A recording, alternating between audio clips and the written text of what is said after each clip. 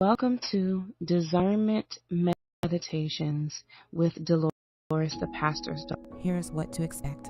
Discernment meditations involve practices that help individuals develop the ability to make sound judgments, gain insight, and differentiate between various aspects of life.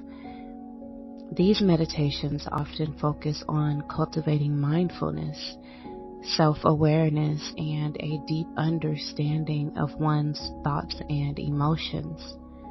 Here are some discernment meditation techniques that we will practice on this channel. Number 1, mindfulness observations. In this practice, you will sit comfortably and bring your attention to your breath.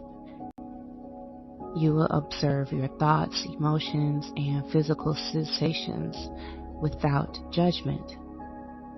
You will notice the rising and the passing away of sensations, allowing yourself to remain detached and objective.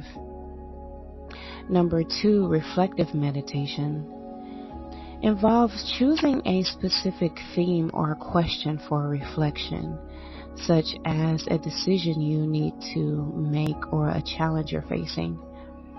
You'll contemplate the various aspects of the situation, considering the pros and cons, without attachment to a particular outcome. The third is the body scan meditation. In this meditation, you will lie down or sit comfortably and focus your attention on different parts of your body. You will notice any tension, discomfort, or sensations. This practice can help you become more aware of how your body responds to different thoughts and emotions. The fourth is journaling. In this practice, you will write down your thoughts, your feelings, and your observations. You will explore your experiences and consider alternative perspective.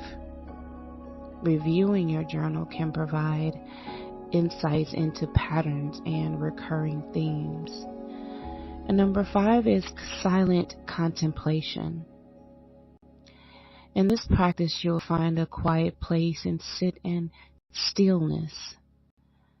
You will allow thoughts to come and go without getting attached to them. You will practice observing the nature of your mind and gaining clarity. Number 6 is gratitude meditation. In this practice, you will focus on aspects of your life for which you are grateful. You will recognize the positive elements and acknowledge their impact on your well-being. This can help you gain perspective and discern what truly matters to you. Number 7 is the loving kindness meditation. In this practice, you will extend feelings of love and compassion to yourself and others.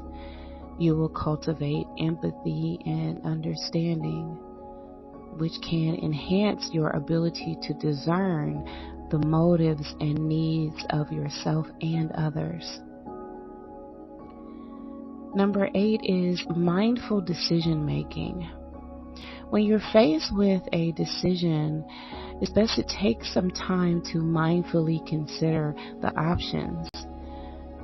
In this practice, you pay attention to your intuition and your gut feelings.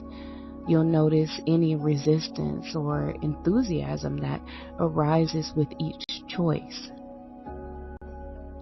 Number 9 is the mantra meditation.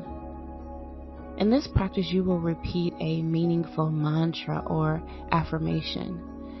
This can help clear the mind, allowing you to gain clarity and insight into your thoughts and feelings. And finally, number 10 is the walking meditation. In this practice, you will engage in mindful walking, paying attention to each step and your surroundings. You will use this time to reflect on specific questions or challenges you face. Remember that discernment is a skill that can be developed over time. Consistent practice of these meditation techniques can contribute to greater self-awareness and the ability to make wise and informed decisions.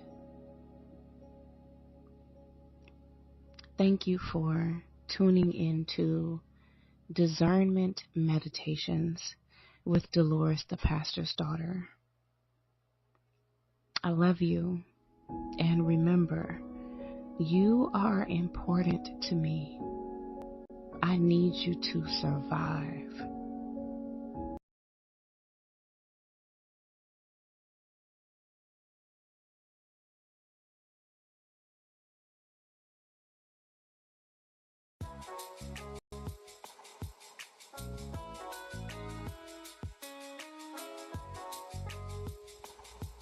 Good morning, everybody. Good morning. Go ahead and get your writing supplies together. I am queuing up our timer so that we can go ahead and get started. Good morning to you. Good morning, everybody. You are in the writing lab with Delores, the pastor's daughter. Come on, y'all. I'm trying to get our things situated. Good morning. Good morning. Good morning. Good morning. Let me see. Let me get my timer together, y'all. If you are new here, welcome. Okay, first of all. And secondly, let me just give you a quick lay of the land, let you know what to expect while you are here in the lab. Here we do two 50-minute writing sprints where we write for 50 minutes. We do 50 minutes of focused work. So that could be actively writing your book. It could be research, outlining, putting prompts into your chat GPT, kind of conceptualizing your book. Anything that's moving you forward. It could be even recording. Let's say that you are doing a story time series and you like to use this time to create your story time series. Now would be a wonderful time, and you can do that right here in the lab. And so right after our 50-minute writing sprint, we do a 10-minute movement break. So usually I'm here standing on my vibration plate. Okay, and that's what I do for my movement break, and then I come back and talk to y'all, try to give y'all some really good writing nuggets, some good motivation, inspiration, and just to let you know, this is your accountability group. Okay, so this is the group where we write together and we hold each other accountable. So today is March the 9th, 2026, and our little quote for the day says, "Life is a playground." Do y'all agree with that? Do y'all agree with that? I think in a way there's some truth to it. So let's get right on into the book that accompanies this writing lab. It is the Tell the Truth Daughter series, and this is a manual series that will help you to write your book.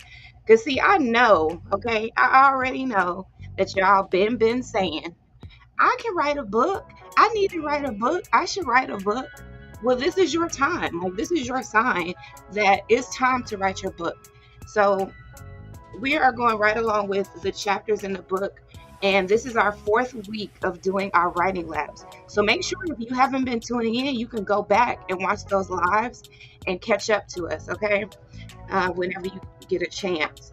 So chapter 4, and this is part 2 of the Tell the Truth Daughter series, and it's called, the name of this part is Writing Your Memoir with Courage. Writing Your Memoir with Courage. And chapter 4 is what belongs in your book. So think about this. When you start writing a memoir, it's tempting to include everything. I know you that's where your mind wants to first go. You probably want to put things like in chronological order. This is what happened when I was 1. This is what happened when I was 2. This is what happened, you know what I mean? And you want to do it like that, but that's not how it goes, okay? Every memory, every slight, every argument, every detail, you finally see in hindsight. But your story becomes powerful and publishable, okay? Hear me, okay? Because you want it to be powerful and publishable, okay? When you learn, let me go back. But your story becomes powerful and publishable when you learn to choose the moments that shaped you. Okay, this is not a chronological account of your life. Okay, that's not what memoir is. Memoir is the accounts and the memories and the moments and the events that shaped you. Okay, which you, the you are today, the you that understands what you went through, that has clarity, that has discernment, that walks in courage and confidence now, that has had a breakthrough or transformation. That's the you. The you that we want to hear from is the you that is healed from what you've been through. And now you can give us some really good nuggets about your experience. Okay. So not every moment deserves a chapter, but every chapter deserves meaning. Okay. Start by identifying the turning points. And I'm going to give you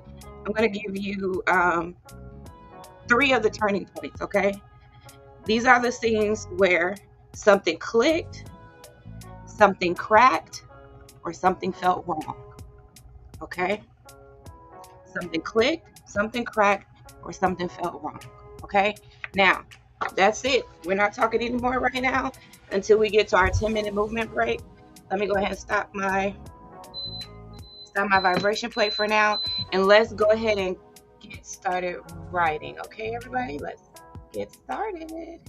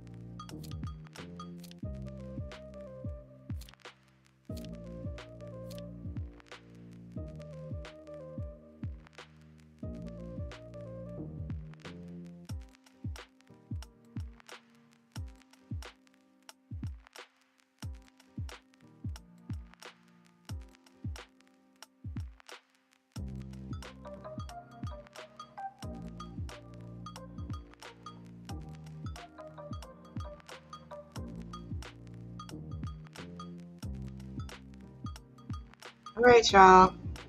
How was it? How was that session? That was our first 50-minute writing session. I think it went very well. Hold on, y'all.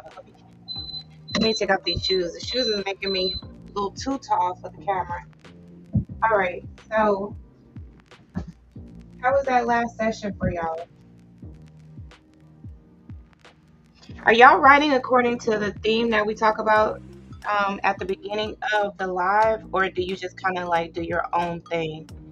Like, do you already have a like a vision for what you're trying to do, and then you just go for that, or do y'all look forward to the live stream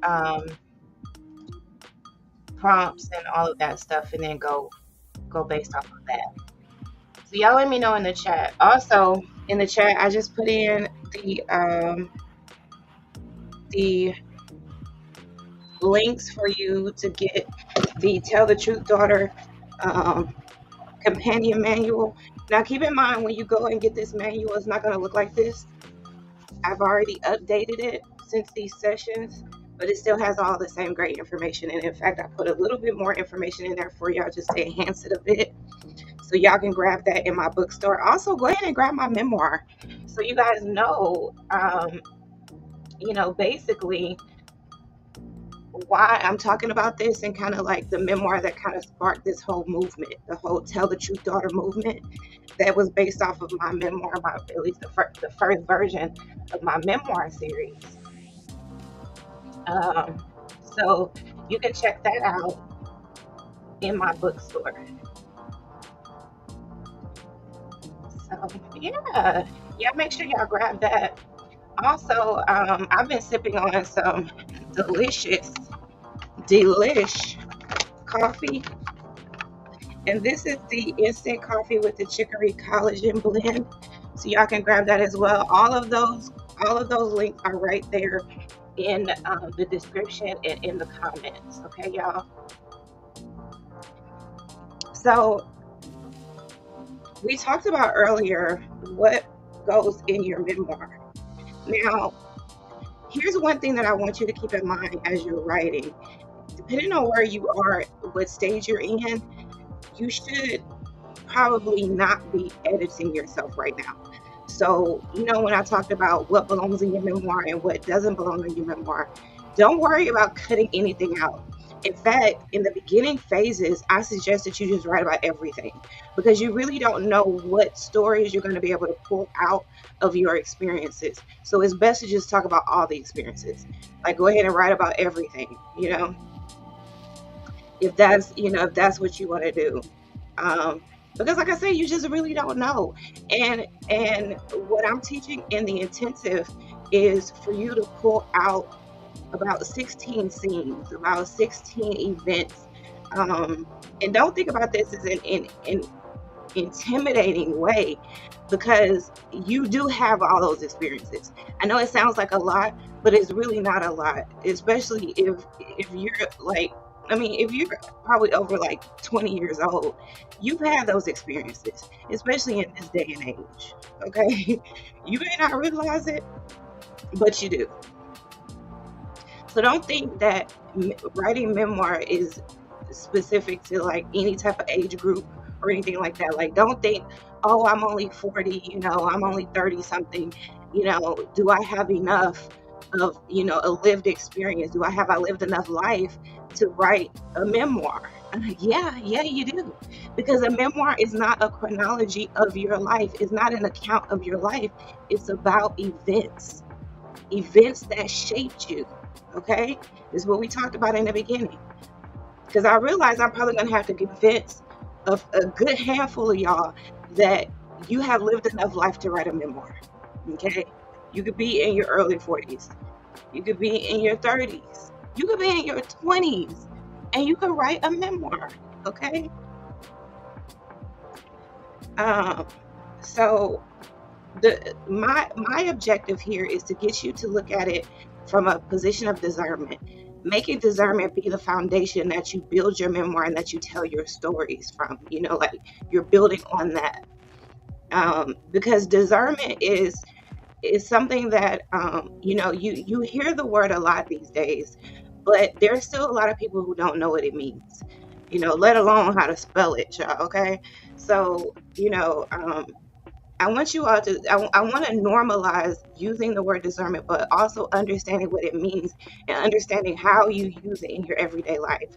I promise you, you already use it. Okay. You already use it in some areas of your life. But more often than not, we're not using it in critical areas of our life, or we're not using it in every area of our life, right?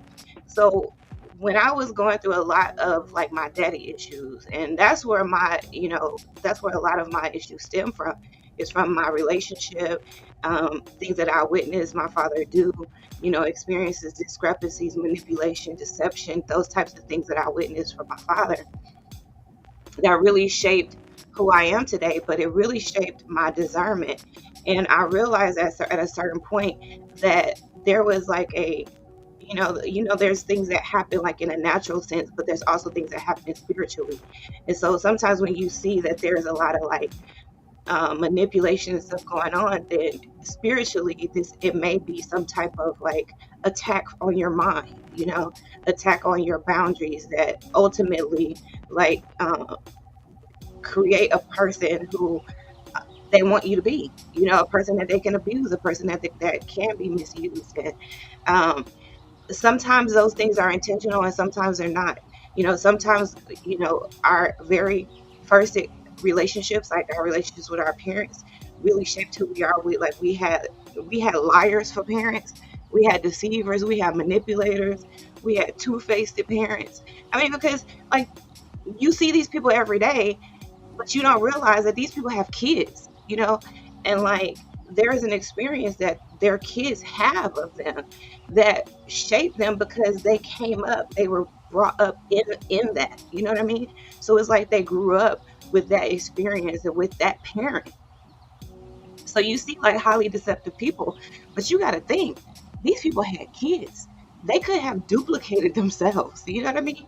Or they could have created kids who were very resistant, like I was, and who like bucked against the system at every turn. You see what I'm saying? So some of us came up through it like in a different way. Either way it goes, your story is important. And the evolution and the transformation that you experience is important. And it doesn't matter if you're 20, if you're 30, if you're 40, if you're 70, if you're 80, 90, child. Because you can even get to the point where it's like, oh, I'm too old. You know what I mean? It's always be a reason why you will talk yourself out of writing your book. But I'm trying to talk you into it. And I know if you're here and if you're listening, especially because this is in the middle of the session, that you really have a desire to write your book and that you really want to do this and that you really know that you really have a story in you, that needs to come out. And that while you're going through this process, is going to be a healing journey for you. That's the type of daughter that I want to talk to, is someone who is telling the truth, but also realizing that you may relive some of these traumatic experiences. And I want you to be in a safe space here with me, where we can like kind of walk through that together. I did the same thing. I had to go through, reliving childhood trauma as I was telling my story and writing my book, and it was tough. And a lot of people tell you don't write a book while you're doing that, but a lot of this stuff is going to come back up while you're writing your book, and you just can't avoid that, But you could totally use this as a therapeutic experience as well, and document that and write about that. That could become the second volume in your memoir series, is how you were able to write the first one, and the transformation that happens from writing that first book. You see what I'm saying? So once you begin to write your story and your transformation, your evolution, your growth, it's like it takes on a whole other like thing, like a whole other trajectory. And I want y'all to lean into that. But I also want you to be in a safe space where you know that that's happening, and you know that I've already experienced that. I'm just, a couple steps ahead of y'all, in that I already have my book out. It's an international bestseller. And I've written other books. I also have the other volumes in my memoir series that I haven't released yet, but are coming, So you have someone who, is on the same path as you, just a few steps ahead of you. But I'm a few steps ahead enough to know what you're going to encounter, what you're going to expect. And so I can, warn you. You know what I'm saying? And be here for you as you go through those same steps. So, that's my motivation for this. And I really hope that y'all are getting a lot out of it. I think you are. I know I am. It's giving me a lot of clarity and a lot of vision about how I can serve you all better. And so I'm grateful for that. All right, we only got a few more seconds left, and then we're going to get right back into our writing. And we're going to do one more 50-minute focused writing session, y'all. And you will be so surprised, y'all. We are already in our 4th week. I have accomplished so much, and I know that you will too, okay? So let's go ahead and get back started. Let's get back started writing.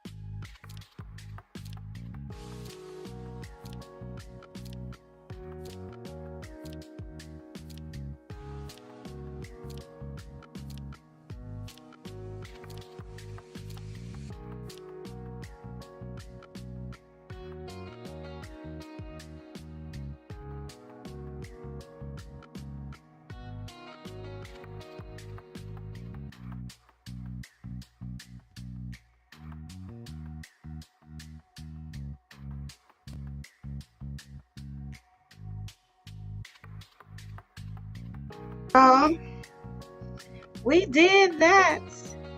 We listen, round of applause. Y'all should be so proud of yourselves. I'm proud of y'all. Okay, I'm proud of us. We did it. Okay, we made it through another session. This was day 1 of our 4th week. Y'all, we have been going, like, we're into our 4th week of consistently going live at 6 a.m. writing together. Y'all, that's major. If you are just now getting started with us, please make sure you go back and watch those previous lives. Don't just watch them, but actually do the writing session that goes with it. So in order to catch up, what you can do is do a live writing session with us in the mornings at 6 a.m. like we did today. And then in the evening time, do another session. Or you can kind of flip it around if you're just now starting. Let this be your week 1, and then you go back at the in 2 weeks, because we'll end these at after 6 weeks. So then this could be your week 1, and then the previous week 1 will be your week 4. If that makes sense. Okay. If it doesn't make sense, let me know in the chat, or y'all can inbox me, and then I can explain that a little bit better. But basically, if you're just getting started, then this is your starting point, and what we've already accomplished will then be your second point. Okay, will be your midpoint. So you just start there, and that'll be your week 4. So our previous week 1 will be your new week 4. So if that doesn't make sense, just let me know. But if you have been sticking with us, you did 2 50-minute writing sessions, 2 of those, y'all. And then we did 1 10-minute movement break. In the beginning, we did a meditation. And then we talked about our writing prompt for the day. So make sure y'all go back and watch that, okay? Because these writing prompts build on each other throughout the week. So we're on chapter 4 right now. We're going to complete chapter 4 by the end of the week.